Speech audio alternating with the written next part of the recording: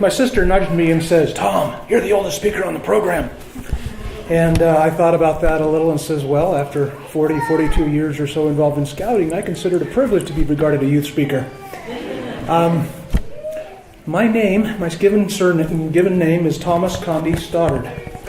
And one of the things that has jumped out at me as I have reviewed history of my namesake relative is just exactly how much we look alike. I mean, you heard earlier recorded that he stood about 6 feet tall, and I stand about 6 feet tall.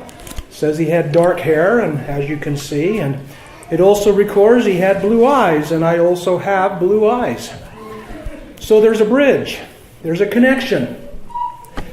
Now, I don't mean to say that you could never tell us apart, but there's a certain sense that if I were to post this photo on social media, I'd be accused of posting a selfie. It's a self-taken photograph for those who are less hip with the lingo. So the record says that he was remembered as being a tall, gentlemanly sort of man. It is uncanny just how much he looks like me. I visit with you a few minutes and share that perspective that I've had with regard to building bridges, making and establishing connections, because that's what I felt would be worthwhile to share at this reunion. It comes at an opportune time, and I take the moment to introduce to you the newest twig on the family tree, my grandson, Adam Bradley Agel, born 8 weeks ago. The chance to travel here this weekend allowed my daughter Darlene and son-in-law Eric to work out logistics with the bishop to attend to his blessing earlier this afternoon while Grandpa was in town to participate. Now my mind drifts to some future day, you see, to Adam's grandson. And you know, Adam's grandson will have the same reference to me, his grandfather's grandfather, as I have to Thomas Condie, my grandfather's grandfather. And this imagery of a bridge, you see, causes me to think, so very useful in application, as a figurative way that I feel in terms of the conduit to convey, to transport values of wisdom and identity, emotional stability in terms of a sense of belonging, even humor as the absurdities of life come from time to time.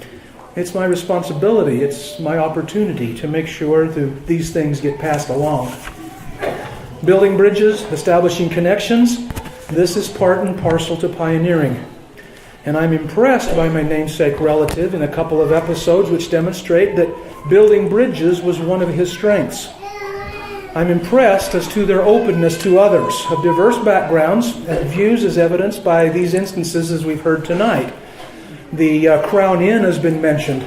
This would be a place, a crossroads, you see, people coming, going, making deals, meeting one another, swapping stories, making connections, building bridges. The story of the Zetland, waiting for the tug steamer to bring it into the New Orleans harbor, and took the opportunity to go and visit this ship nearby, which was used in the slave trade. And you see, reaching out, making connections, establishing bridges. Later on the trail, the record notes the arrival of Omaha warriors. And it says they acknowledged that they were passing through their country, found them friendly, gave them small gifts and food, and the captain, in order to establish relationships with them, asked the brethren if they would sing. And the record says that they were charmed by that singing. Now, the value of history is that we can apply it today. And I have to confess that one of my parental tactics when my children would squabble was to start singing. Let us off, speak kind words to each other. And my son would nudge my daughter and say, "Now you've done it, you've made him start singing again." And that was the line he had crossed. So the argument would quiet down. I don't even know half of the time what they were squabbling about. But the summary of Gibson Condie culminates. We had no trouble with the Indians whatever. Generally very friendly toward us. Building bridges. Establishing relationships. Now, one reference that came to me very personally in connection with these ancestors. The journal describes over the last stretch of the trail into the Salt Lake Valley, and to quote, "We traveled up the big mountain 5 miles, very rocky, until we got to the top." Now, I know exactly how very rocky is that ascent. The connection I share with my namesake ancestor occurred when I was an 11-year-old Boy Scout. The very first troop outing that I went on was a 50-mile hike. Our route taking us down the last leg of the Pioneer Trail. and I remember to this day how challenged I was, how sore were my legs, almost buckling under the weight of my too heavy backpack. And for the last several hundred yards climbing the peak of Big Mountain, I recollect how I literally crawled on my hands and knees to get to the peak. It is a wonder I ever went back to a troop meeting. But we traversed Little Mountain as well as they did and made our way to Journey's End, and I gained a great appreciation. It was a character-building moment. I learned never to be a quitter.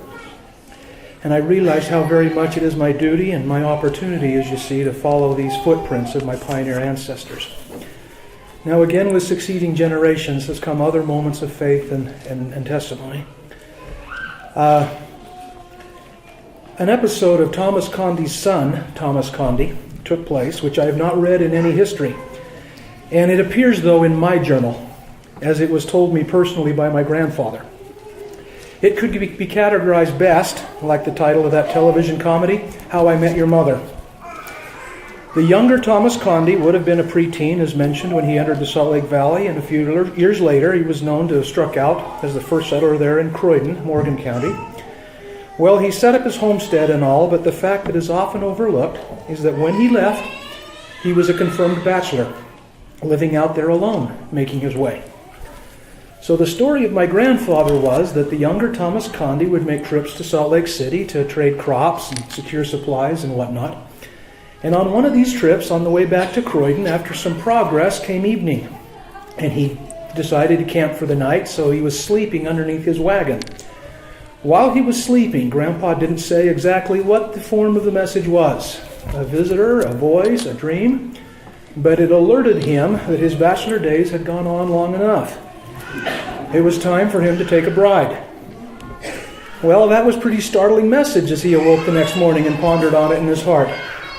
Now give him credit for having the faith that when the Lord commands you to follow some direction, He will put into your path a means by which you can accomplish the task. He hitched his team, got up in his wagon, and continued the journey, and not more than an hour down the trail. First woman he saw, spotted her there tending to some cows. With that impression upon his mind, he stopped, called her attention, without even knowing her name, asked, "Are you spoken for?" "Well, no." "Then would you mind if I called on you later this evening?"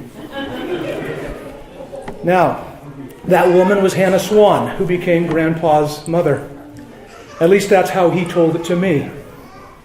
Now, the fact that I at the time was about 28 years of age and single with no social prospects at all had absolutely nothing to do with the reason he told me that story. And I realize now, as a bridge, you see, I have a returned missionary son. He's been home about a year. And I just have something whispering to me that I'm going to be telling that story one future day. Just a bridge, you see, no pressure, just being a bridge. Well, even with Grandpa himself, I had grown up knowing he was a respected attorney, if such could be said, is not an oxymoron, and I figured he became a lawyer just like every other lawyers.